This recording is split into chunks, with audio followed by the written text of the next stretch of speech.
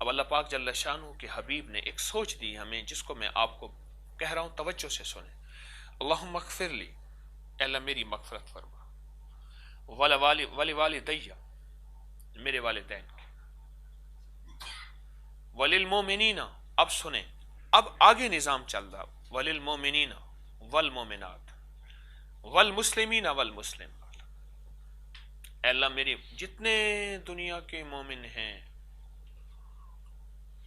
اور جتنی دنیا کی مومنات ہیں اور جتنی دنیا کے مسلم ہیں اور جتنی دنیا کی مسلمات ہیں، اے اللہ ان سب کی مغفرت فرما، معاف کر دے۔ یقین جانیے ایک ایسا جذبہ ہے جو اللہ کے ہاں اتنا پسندیدہ جذبہ ہے کہ لوگوں کو بلا بلا کے اور لوگوں کو بٹھا بٹھا کے اللہ کا نام بتانا اور اللہ کا نام دل میں سجانا اور اللہ کی معرفت کا پودا کہ نفی اسبات دا پانی ملیا، الف اللہ چمبے دی بوٹی میرے من وچ مرشد لائی ہو، تے نفی اسبات دا پانی ملیا، تے ہر رگے ہر جائی ہو، تے اندر بوٹی مشک مچایا، تے جاں پھولن تے آئی ہو، تے مرشد باہو ہر دم جیوے جائے بوٹی لائی ہو۔ یہ جذبہ مزاجوں اور طبیعتوں میں اتر جائے، یہ جذبہ کہ اللہ میری مغفرت فرما، اللہ میرے والدین کی مغفرت فرما، یا اللہ پوری امت کی، سارے عالم کی، اور مومنین مومنات، مسلمین مسلمات کی۔ جب بندہ یہ پڑھتا ہے، فرمائے جو بندہ 27 بار یہ پڑھے گا، 27 بار یہ پڑھے گا، اللہ پاک جل شانہ کا وعدہ ہے، اس کے حبیب کا فرمان ہے کہ اللہ پاک غیب کے خزانے سے ہیں، غیب کے خزانے سے ہیں، اللہ اس کی دعائیں قبول فرمائیں گے۔ ایک وعدہ ہے۔ دوسرا وعدہ سن لیں، حدیث کا مفہوم عرض کر رہا ہوں، ایسے لوگوں میں اللہ اس کو شامل کر دیں گے جو مستجاب الدعوات ہیں۔ اور مستجاب الدعوات کون ہوتے ہیں؟ ان کے لیے ہاتھ اٹھانا ضروری نہیں، ان کے لیے نفل پڑھنا ضروری نہیں، ان کے لیے وظیفہ پڑھنا ضروری نہیں، ان کے لیے لمبے سجدے ضروری نہیں، لیکن مومن کے لیے ضروری ہیں۔ میں مستجاب الدعوات جب بندہ ہو جاتا ہے، لیکن مومن کا آخری وقت تک، جنید بغدادی رحمۃ اللہ علیہ نے تسبیح پکڑی ہوئی تھی، کسی نے کہا حضرت اتنے بڑے مقام کے بعد اب بھی آپ نے تسبیح پکڑی ہے؟ فرمانے لگے جس تسبیح سے اس مقام تک پہنچا اس کو چھوڑ دو۔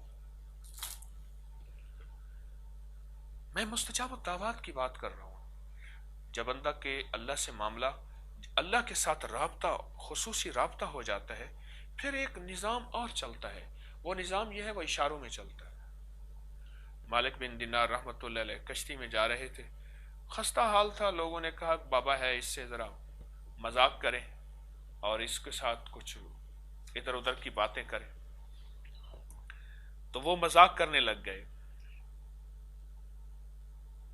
اور مذاق کرتے کرتے کسی نے چھلکا پھینکا، کسی نے بات کی، کسی نے کیا کہا۔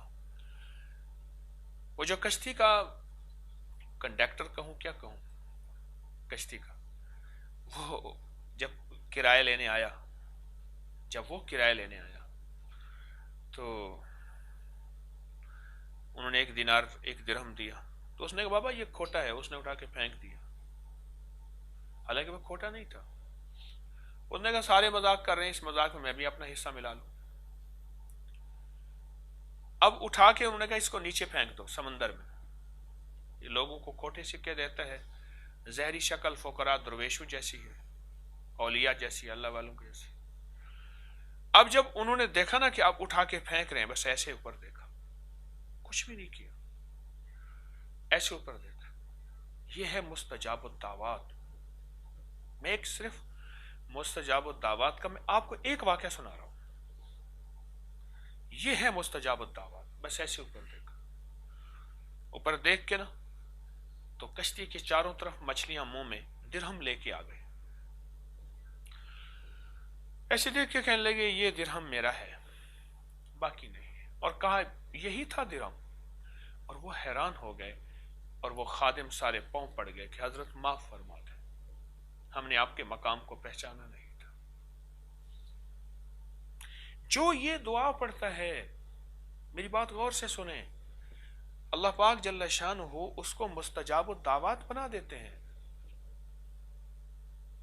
ہاتھ اٹھایا یا نہیں اٹھایا، بس اسے اشاروں میں زندگی کا رابطہ ہو گیا، اور پھر ہاتھ اٹھایا بھی ہے تو منہ پہ پھیرنے سے پہلے پہلے فیصلے کروا لیتا ہے۔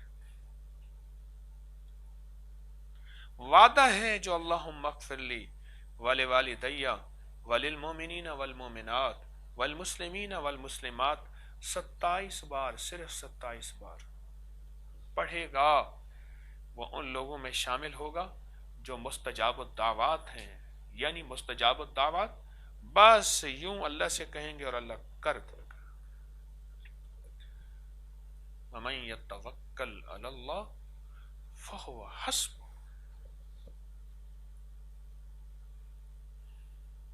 اس کے پڑھنے والا اللہ کی بارگاہ میں اتنا قریب ہوگا، اس کا پڑھنے والا اللہ کی بارگاہ میں اتنا قریب ہوگا۔ اور سنیں، اور میں اس کے پڑھنے والے کی عمر دراز ہوگی۔ اور عجیب بات بتاؤں، میں ایک اس کی فضیلت میں نے پڑھی کتابوں میں، حیرت ہوئی، اور وہ بھی آپ کو بتا دوں۔ اور میں جو یہ وظیفہ پڑھے گا، جو یہ وظیفہ پڑھے گا، اللہ اس کے ذریعے سے مخلوق کو رزق دے گا۔ اتنا اللہ کے ہاں اس کا مقام، اس کی اہمیت ہوگی کہ یہ ذریعہ بن جائے گا مخلوق کو رزق دینے کا، دے گا تو اللہ، اور اس کے ذریعے سے دے گا۔ تو سوچو، جس کے ذریعے سے مخلوق کو رزق ملے گا، خود اس کو کتنا ملے گا۔